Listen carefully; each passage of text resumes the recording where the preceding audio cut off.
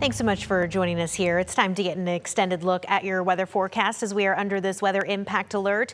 We're under this weather impact alert because our focus now shifts from, yes, reduced air quality, which we still have across the inland northwest, but now we are preparing for multiple days of hot temperatures with daytime highs that will be in the mid to upper 90s and even near triple digits here for multiple days in a row through Thursday, which is why we also have this weather impact alert in place through then.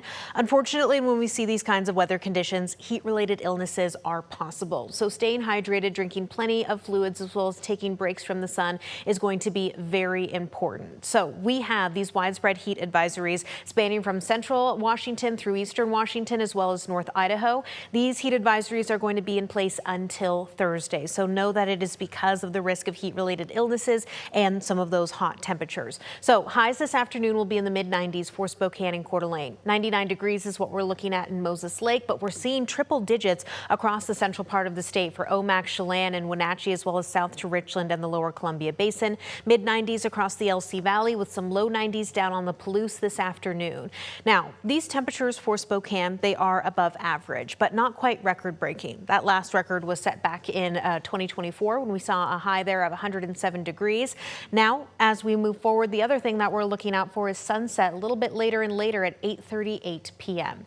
Now, as far as tomorrow goes, temperatures, they climb even hotter as Wednesday is looking to be some of the hottest temperatures out of the week. 98 as the high for Spokane and Coeur d'Alene. And you can see that our triple-digit heat is going to be a bit more widespread through central Washington. 100 for Ritzville, 105 for Richland, 105 also for Chelan and Omak, 102 for Colville. Looking at some upper 90s across the LC Valley, 102 in Yakima and Moses Lake. 99 is the high tomorrow for Ellensburg. So this high heat here, consecutive days, that's what could lead to the potential of heat-related illnesses. So let's talk about the dangers of the heat here and the differences and compare and contrast the two, because we do have some things that overlap while other things are different. For example, for someone who is experiencing heat exhaustion, some of those symptoms include feeling faint or dizzy, excessive sweating, their skin is cool, pale, and clammy. You can tell that their pulse is rapid and weak, and also experiencing muscle cramps while layering on top of that with the potential of experiencing nausea and vomiting. So if you see someone experiencing heat exhaustion,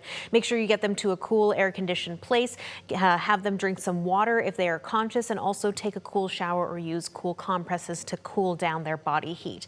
Now, when someone is experiencing heat stroke, that is a little bit different. Throbbing headache, no sweating, that is when the skin appears red, hot, and dry. Their pulse is rapid and strong, or they may even lose consciousness if they are experiencing heat stroke. So under those circumstances, that is when you would want to call 911. The other thing that we also talk about has to do with leaving internal car temperatures, I should say, and never ever leaving pets or children unattended in a closed vehicle. Because when our daytime highs are at 90 degrees outside, the internal temperature of vehicles can quickly skyrocket well up into the triple digits. And you can see how quickly that progresses on, and unfortunately can be fatal in some circumstances. And these temperatures, they could even again climb quicker within inside vehicles, because our outside temperatures are even hotter than 90 degrees and will be hotter than 90 degrees over the next few days.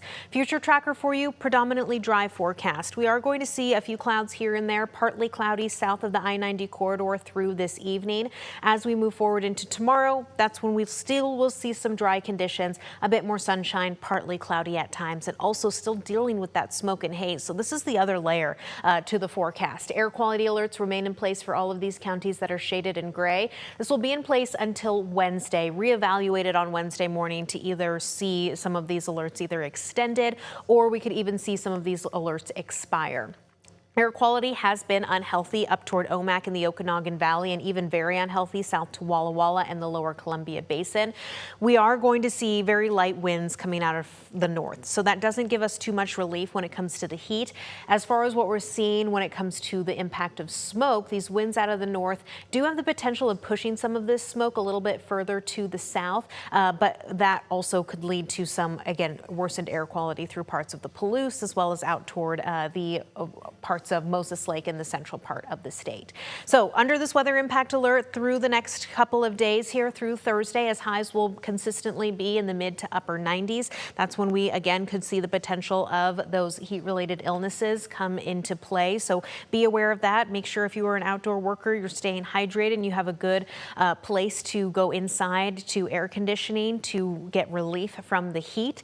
Winds start to pick up Thursday into Friday. This could lead to the risk of elevated fire danger and some red flag warnings. So if that does come into play, we may extend our weather impact alert so that you are prepared and you have all the knowledge ahead of this upcoming weekend. But temperatures are going to cool into the upper 80s by this upcoming weekend, Saturday and Sunday, and into early next week. You can always stream our live local radar 24/7 for free on the KREM 2 app. Just download it on your TV or your phone.